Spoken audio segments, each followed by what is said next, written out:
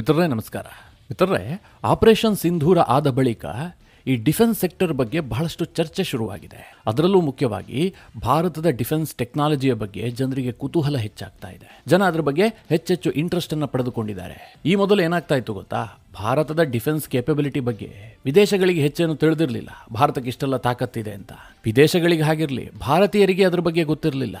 ಭಾರತದಲ್ಲಿ ಏನಿದ್ರೂ ಕೂಡ ಚೈನಾ, ಅಮೆರಿಕ, ರಷ್ಯಾ ಈ ಎಲ್ಲ ದೇಶಗಳ ಟೆಕ್ನಾಲಜಿಯ ಗುಣಗಾನ ಆಗ್ತಾ ಇತ್ತು. ಅವರೆಲ್ಲ ಅಷ್ಟು ಮುಂದೆ ಹೋಗಿದ್ದಾರೆ, ಭಾರತ ಕೂಡ ಇನ್ನೂ ಹಿಂದೆ ಇದೆ.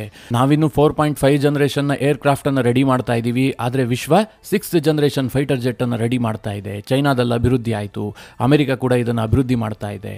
ಹೀಗೆ ವಿದೇಶಿ ಶಕ್ತಿಯ ಬಗ್ಗೆ ನಾವು ಹೆಚ್ಚು ಚರ್ಚೆ ಮಾಡ್ತಾ ಇದ್ವಿ. ಭಾರತದ ಶಕ್ತಿಯ ಬಗ್ಗೆ ಯಾರಿಗೂ ಅರಿವಿರಲಿಲ್ಲ.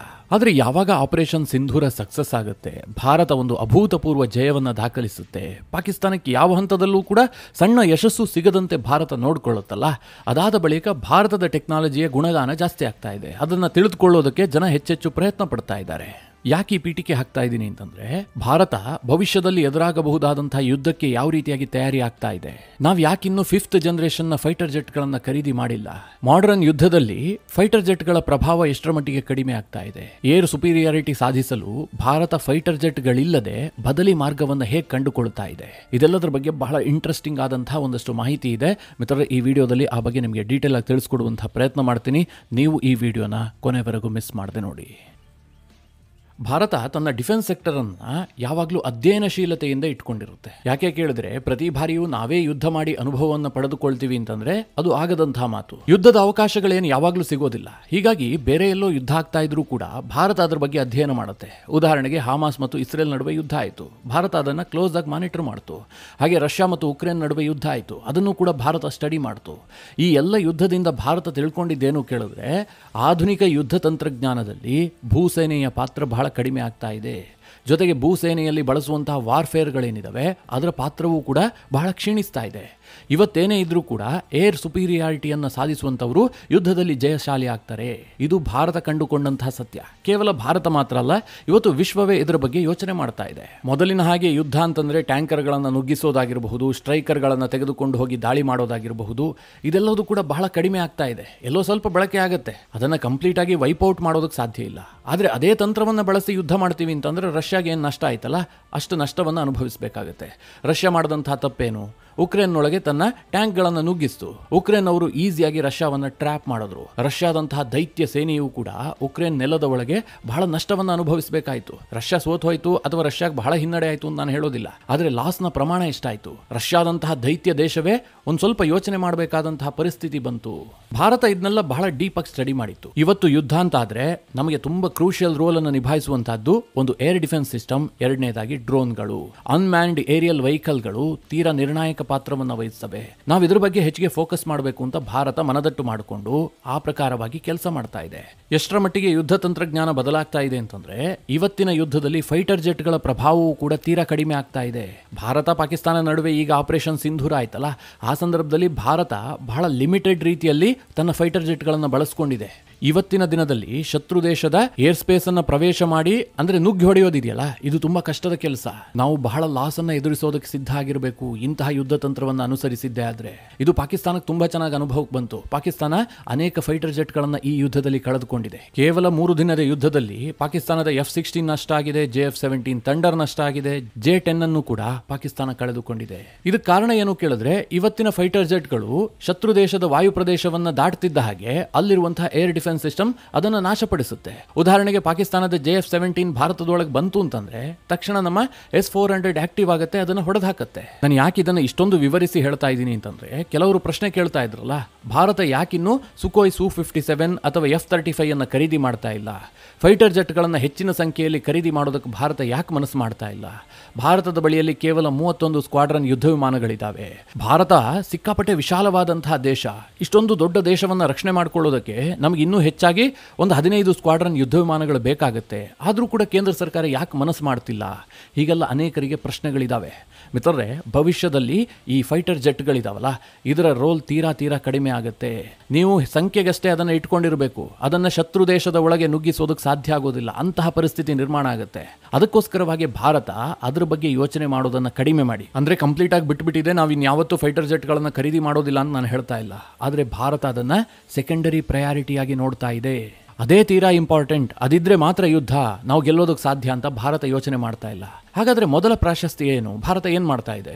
ಈ ಫೈಟರ್ ಜೆಟ್ಗಳನ್ನು ಯಾವುದು ರಿಪ್ಲೇಸ್ ಮಾಡ್ತವೆ? ಹೀಗೊಂದು ನಿಮಗೆ ಪ್ರಶ್ನೆ ಬಂದಿದ್ದೆ ಆದರೆ ಅದಕ್ಕೆ ಉತ್ತರ ಕ್ಯಾಟ್. ಇದನ್ನು ಕೇಳೋದಕ್ಕೆ ನಿಮಗೆ ಆಶ್ಚರ್ಯ ಆದರೂ ಕೂಡ ಇದು ಸತ್ಯ. Combat air teaming system, CATS, ಇದನ್ನು ಭಾರತದ HAL ಅಭಿವೃದ್ಧಿ ಮಾಡ್ತಾ ಇದೆ.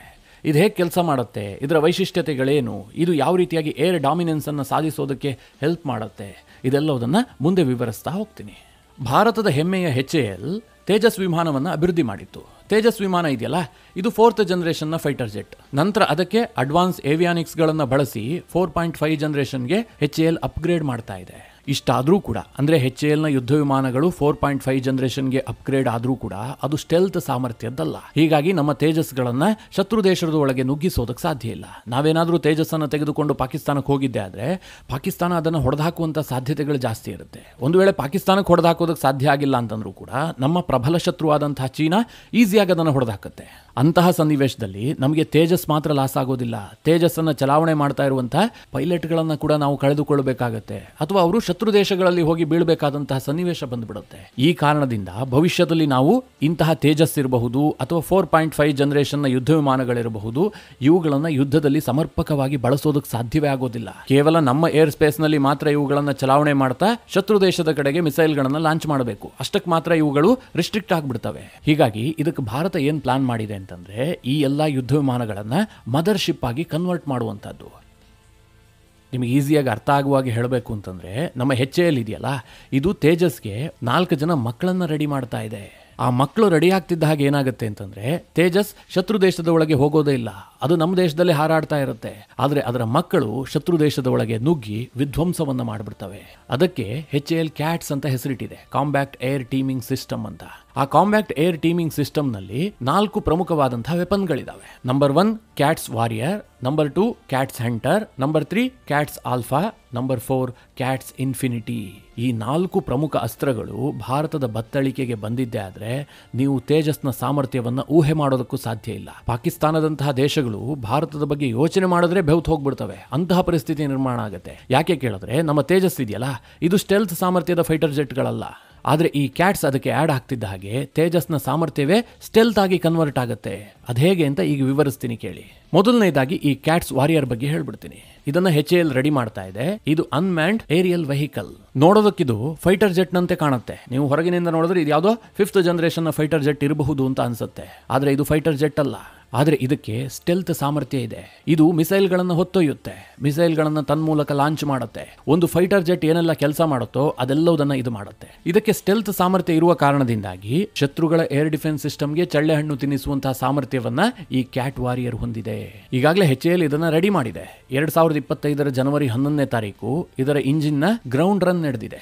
ಏರ್ ರನ್ ಅನ್ನು ನಡೆಸೋದಕ್ಕೆ HAL ಎಲ್ಲ ಸಿದ್ಧತೆಗಳನ್ನು ಮಾಡಿಕೊಂಡಿದೆ. ಈ ವರ್ಷಾಂತ್ಯದ ಒಳಗಾಗಿ ಇದು ಆಗುವಂತಹ ನಿರೀಕ್ಷೆಯೂ ಕೂಡ ಇದೆ. ಇದಿಷ್ಟು ಕ್ಯಾಟ್ಸ್ ವಾರಿಯರ್ ಕಥೆಯಾದ್ರೆ, ಇನ್ನೊಂದು ಕ್ಯಾಟ್ಸ್ ಹಂಟರ್, ಇದು 2ನೇ ಭಾಗ. ಇದು ಕೂಡ ಸ್ಟೆಲ್ತ್ ಸಾಮರ್ಥ್ಯದ ಒಂದು ಕ್ರೂಸ್ ಮಿಸೈಲ್. ಇದರ ವಿಶೇಷತೆ ಏನು ಕೇಳಿದ್ರೆ, ಇದು ಪೇಲೋಡ್ ಅನ್ನು ಹೊತ್ತೊಯ್ಯುತ್ತೆ, ಒಂದು ಕಡೆ ಡ್ರಾಪ್ ಮಾಡುತ್ತೆ, ಅಂದ್ರೆ ನಿಗದಿತ ಟಾರ್ಗೆಟ್ ಅನ್ನ ಹಿಟ್ ಮಾಡುತ್ತೆ. ಅದಾದ ಬಳಿಕ ಇದು ನಷ್ಟ ಹೊಂದೋದಿಲ್ಲ, ಇದು ವಾಪಸ್ ಬಂದು ತನ್ನ ಮೂಲ ಸ್ಥಾನವನ್ನು ಸೇರ್ಕೊಳ್ಳುತ್ತೆ. ಅಂದ್ರೆ ಇದನ್ನ ಪುನಃ ಯೂಸ್ ಮಾಡಬಹುದು. ಇದೊಂದು ಸ್ಟೆಲ್ತ್ ಸಾಮರ್ಥ್ಯದ ಕ್ರೂಸ್ ಮಿಸೈಲ್. ಇದಕ್ಕೆ HAL ಕ್ಯಾಟ್ಸ್ ಹಂಟರ್ ಅಂತ ಹೆಸರು ಕೊಟ್ಟಿದೆ. ಇನ್ನು HAL ಅಭಿವೃದ್ಧಿಪಡಿಸ್ತಾ ಇರುವಂತಹ ಕ್ಯಾಟ್ಸ್ನ 3ನೇ ಭಾಗ ಯಾವುದು ಕೇಳಿದ್ರೆ, ಅದು ಕ್ಯಾಟ್ಸ್ ಆಲ್ಫಾ. ಇದನ್ನ ಭಾರತ ಜೊತೆಗೆ US ಜಂಟಿಯಾಗಿ ಅಭಿವೃದ್ಧಿಪಡಿಸ್ತಾ ಇದೆ. ಒಂದು ಏರ್ ಕ್ರಾಫ್ಟ್ ಕ್ಯಾರಿಯರ್ 24 ಕ್ಯಾಟ್ಸ್ ಆಲ್ಫಾವನ್ನ ಕ್ಯಾರಿ ಮಾಡಬಹುದು. ಹಾಗೆ 4ನೇ ಭಾಗ ಕ್ಯಾಟ್ಸ್ ಇನ್ಫಿನಿಟಿ. ಇದೊಂದು ಸೂಡೋ ಸ್ಯಾಟಲೈಟ್. ಈ ಸ್ಯಾಟಲೈಟ್ ಇದೆಯಲ್ಲ, 70,000 ಅಡಿ ಎತ್ತರದಲ್ಲಿ ಕಾರ್ಯನಿರ್ವಹಿಸುತ್ತೆ. ಇದಕ್ಕೆ ಸೋಲಾರ್ ಸಿಸ್ಟಮ್ ಅನ್ನು ಅಳವಡಿಸಲಾಗ್ತಾ ಇದೆ. ಹೀಗಾಗಿ ಇದು 3 ತಿಂಗಳ ಕಾಲ ಕಾರ್ಯನಿರ್ವಹಿಸುತ್ತೆ. ಒಮ್ಮೆಗೆ ಇದನ್ನು ಲಾಂಚ್ ಮಾಡಲಾಯಿತು ಅಂತಂದ್ರೆ 3 ತಿಂಗಳು ನಿಮಗೆ ಇದು ಕೆಲಸ ಮಾಡ್ತಾ ಇರುತ್ತೆ. ಇದ್ರ ಕೆಲಸ ಏನು ಕೇಳಿದ್ರೆ, ಶತ್ರು ಪಡೆಯ ಮೇಲೆ ನಿಗಾ ವಹಿಸುವಂತಹದ್ದು. ಶತ್ರುಪಡೆಯ ಬಹಳ ಇಂಪಾರ್ಟೆಂಟ್ ಆದಂತಹ ಇಂಟೆಲಿಜೆನ್ಸ್ ಮಾಹಿತಿಯನ್ನ ಈ ಸ್ಯಾಟಲೈಟ್ ನಮಗೆ ಕೊಡುತ್ತೆ. ಹೀಗಾಗಿ ನೀವು ಶತ್ರುಪಡೆಯ ಮೇಲೆ ಅಕ್ಯುರೇಟ್ ಆದಂತಹ ದಾಳಿಯನ್ನ ಮಾಡಬಹುದು.